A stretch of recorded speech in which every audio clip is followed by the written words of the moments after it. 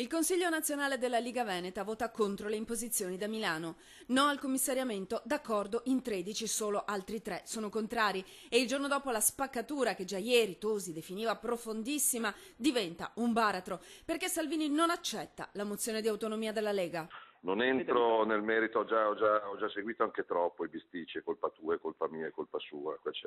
C'è un governatore da sostenere e da rieleggere, punto, e questo mi interessa.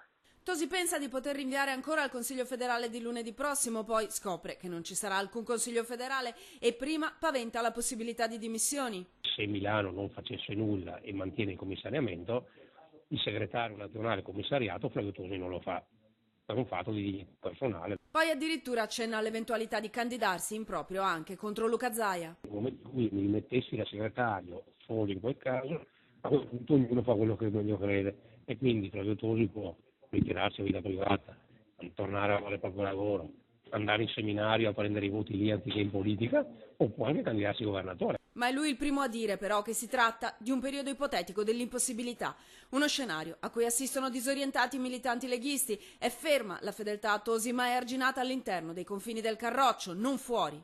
La Lega Nord provinciale di Venezia è con il segretario nazionale e questa è una cosa, non è con eventualmente altre liste al di fuori della Lega, insomma, quindi appoggia il segretario nazionale e le decisioni del Consiglio nazionale. Forte la speranza che ci sia una ricomposizione, il rischio è enorme. Sappiamo benissimo che una perdita del Veneto significherebbe la morte sì per Flavio Tosi, ma anche per Zaia e forse anche per il segretario federale.